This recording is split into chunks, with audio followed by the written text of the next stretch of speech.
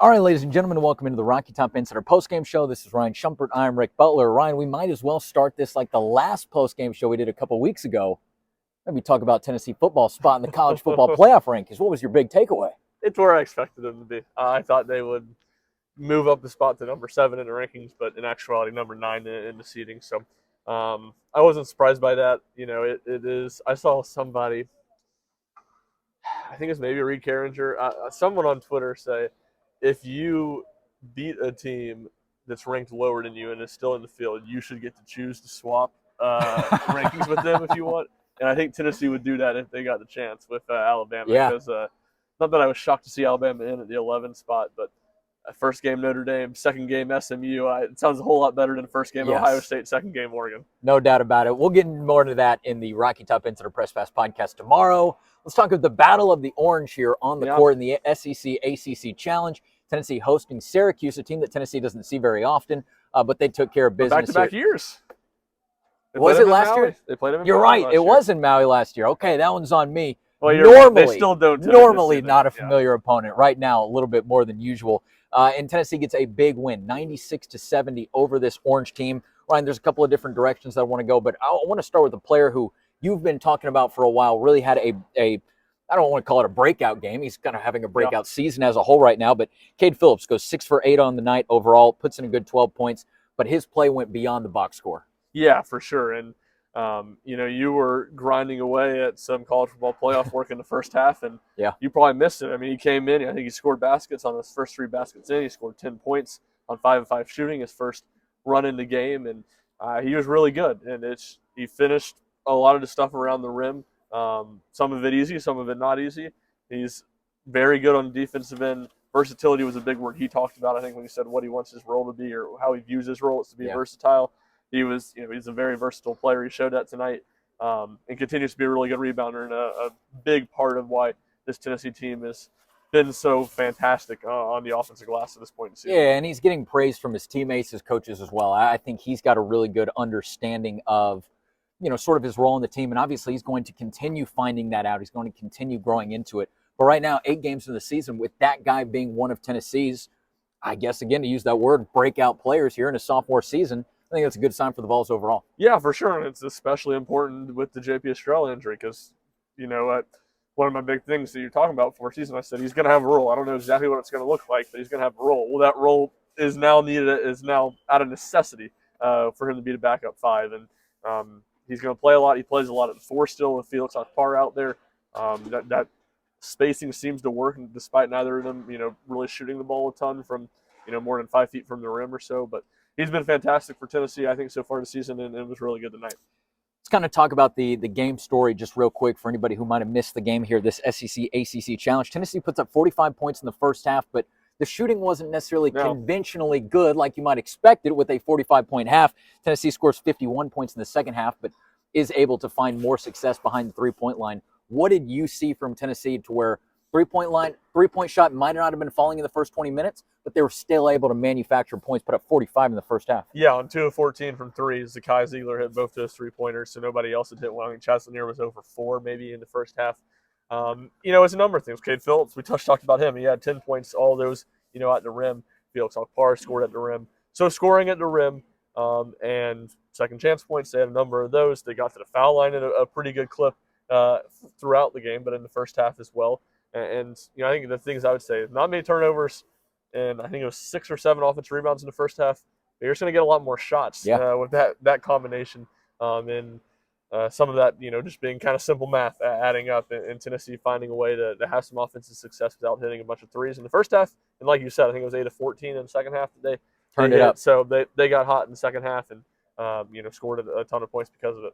You mentioned rebounding a second ago. I think Rick Barnes mentioned it during his press conference, but Igor Milicic Jr. is a guy who is finding success at the cup for Tennessee. He had a point rebound double-double here tonight, 11 points, 10 rebounds on the night. He was one of 5 double-digit scorers, again, led by Chaz Lanier, who we just talked about with 26 points. Any other quick thoughts on the game before I do want to ask you kind of a broad question as we sit here, but any other final thoughts on the game here today? Well, I'll hit something on the rebounding, which I think I've been probably going overkill on at some point. This team, I think that's just such a big X factor for why they've been so good offensively is how good they've been offensive rebounding. And I didn't see that coming. I probably should have seen it coming more because Igor Milicic had good rebounding numbers despite playing in a low-tempo system last year, so less opportunities. Cade Phillips I knew would be a good offensive rebounder. But coming into the game tonight, Syracuse was first in the country in defensive rebounding. I think opponents rebounding only 17.6% of their misses. Tennessee rebounded 43% of its misses tonight. I think it was something like 10 or 11, maybe a little bit more, 13 offensive boards, I think. Turned that into 16 second chance points. Sure. I think they're up to number 4 in the country now in offensive rebounding right after this game. So a lot of reasons why Tennessee's offense has been good. Certainly they're shooting it well from the perimeter. Certainly they have a really good point guard in Zakai Ziegler. But the offensive rebounding has been consistent, and against every Power 5 team Tennessee plays, Tennessee has rebounded it really well. They're not just padding the stats against the small schools in that statistic, which a lot of teams can. They're doing it against the best competition they faced. It's funny, that answer kind of also answers the next broad question I'm going to have, so you might have to change it up a little bit. But as we sit here right now, Tennessee 8-0 on the season. Tennessee is the number 3 ranked team in the AP poll and the number 1 ranked team in the net rankings. Tennessee heads to the Big Apple next week to take on Miami, not in a part 2 of the SEC-ACC Challenge, just in the Jimmy V Classic. Going to be a good game. I mean, this team sitting at number 3 in the rankings, sitting at number 1 in the net, just, is this something that you expected 8 games of the season? And besides the rebounding, which you did a great job of kind of laying out right there, I mean, what else is causing this run that Tennessee's been able to go on, leaping up their way through the standings here in the early part of the season? Yeah, it's a good question. Maybe one we should hit on the podcast tomorrow. Yeah, so I could probably ramble. Just a quick thought. I could probably ramble on it for a while. I'll cut you off. I think the big thing is that Tennessee struck gold in the transfer portal, and they're meshing so quickly. Chaz Lanier's been fantastic.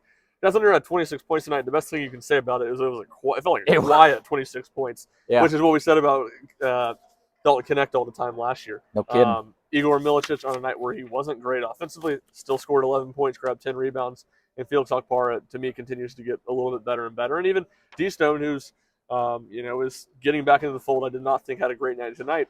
Very capable guy off the bench to give Tennessee, 8 to 10 minutes a night. So I think that's a big part of it, not just because those guys have been good, but they're meshing quicker than you would expect a team with 3 transfer starters too. So that's a big aspect of it. I'd like to see them against more elite teams. They don't really have any elite. Yeah. Last year Tennessee played like 3 elite teams in non-conference play. We were in North Carolina for this game last year. Yes, exactly. Coming off, and Tennessee lost all of them, the Purdue, Kansas, and then North Carolina. Right. So a really good challenge at Illinois not this coming Saturday, but the following Saturday. And then, you don't worry about it from a metrics from an NCAA tournament standpoint because there will be nothing but opportunities for good wins in a loaded SEC. Yeah, and just to kind of follow up on that a little bit, obviously these guys play different positions, the 4 that Tennessee brought in, but I think they all do such unique things on the court, things that Tennessee can work with in their offense, in the defense as well, but just a lot of versatility, just a lot of unique attributes that this team is bringing together, and you're sitting here with an 8-0 ranking. As December starts to get rolling, it's a pretty good place to be. Yeah, the thing I would hammer on the head too is after tonight, Tennessee up to 5th in Ken Palm adjusted offensive efficiency. I mean, that's far exceeds my wildest expectation. I thought it would be a win if this team would be as good offensively as they were last year, which was 29th. I think is where they finished. I think the second Grand Admiral team, I want to say, finished 3rd in offense. No other Rick Barnes team has been close to that, and that's the level of offense Tennessee's played. Just through 8 games, still early, small sample size.